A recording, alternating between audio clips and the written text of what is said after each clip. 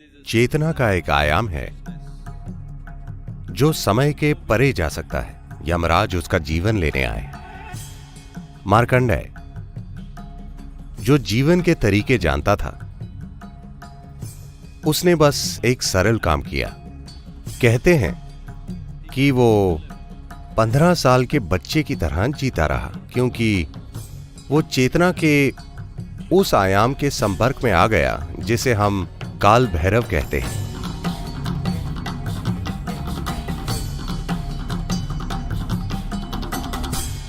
हम शिव को अलग अलग ऊर्जा रूपों की तरह जानते हैं। काल भैरव शिव का एक अनोखा रूप है जो समय के रूप में है। आप समय को मैनेज नहीं कर सकते क्योंकि वो अपनी गति से दौड़ रहा है। ऊर्जा को आप मैनेज कर सकते हैं, उससे खेल सकते हैं। समय अपनी गति से दौड़ रहा है, मगर चेतना का एक आयाम है which can go beyond time. जो समय से परे जा सकता है। चेतना के उस आयाम को काल भैरव कहा जाता है। एक सुंदर पारंपरिक कहानी है। आप सभी जो भारत से हैं, कम से कम आपने जरूर मार्कंडेय के बारे में सुना होगा। यह कहानी कई तरह से सुनाई गई है, इसे समझने की जरूरत है। मार्कंडेय एक बच्चा था। जब वो पैदा हुआ या उसके पैदा होने से पहले ये चुनाव किया गया, मां बाप को चुनना था कि या तो वे एक मूर्ख पैदा करें जो 100 साल तक जिएगा, या प्रखर तेजस्वी प्राणी जो सिर्फ 16 साल जिएगा। मां बाप समझदार थे और उन्होंने दूसरा विकल्प चुना कि वे एक तेजस्वी बच्चे को पैदा करेंगे जिसमें जबरदस्त क्षमताएं होंगी।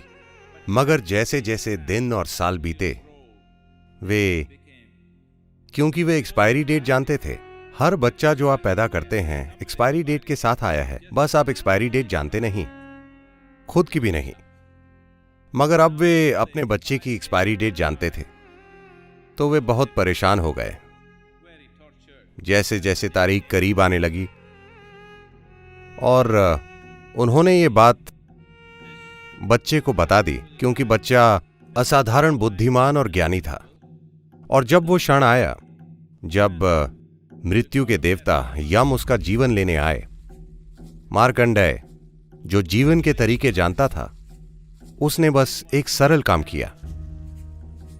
शिव का एक रूप था, एक लिंग के आकार में, एक ऊर्जा रूप, जिसकी खास तौर पर काल भैरव के रूप में प्राण प्रतिष्ठा की गई थी। उसने बस लिंग को पकड़ लिया।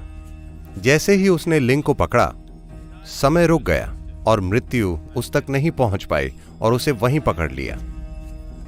फिर चेतना का वो आयाम उसके अंदर खुल गया Where he was not available for time anymore. जहां वो अब समय के लिए उपलब्ध नहीं था। कहते हैं कि वो 15 साल के बच्चे की तरह जीता रहा, कभी 16 का नहीं हुआ, क्योंकि वो चेतना के उस आयाम के संपर्क में आ गया जिसे हम काल भैरव कहते हैं। काल का अर्थ है समय। काल का अर्थ शून्य भी होता है। एक स्तर पर काल का अर्थ चक्र होता है, दूसरे स्तर पर काल का अर्थ चक्रों से परे भी होता है। तो इन चीजों को सूक्ष्म रूप में काल, काल भैरव, महाकाल के रूप में समझा जाता है। ये सब अनुभव के अलग अलग आयामों में एक ही चीज की बात करते हैं।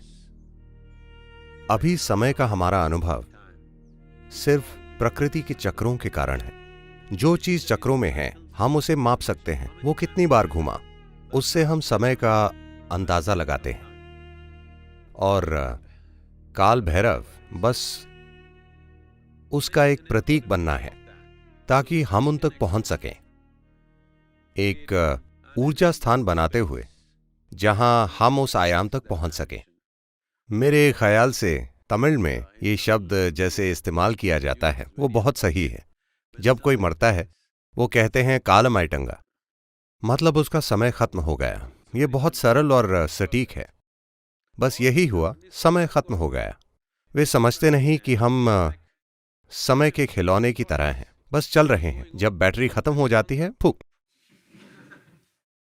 बस अधिकांश लोग समझते नहीं कि समय खत्म हो रहा है।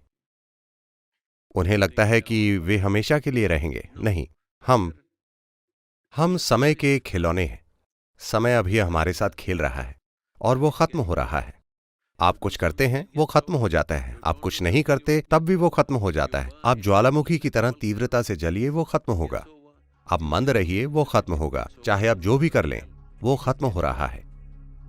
तो आप बस समय के खिलौने हैं।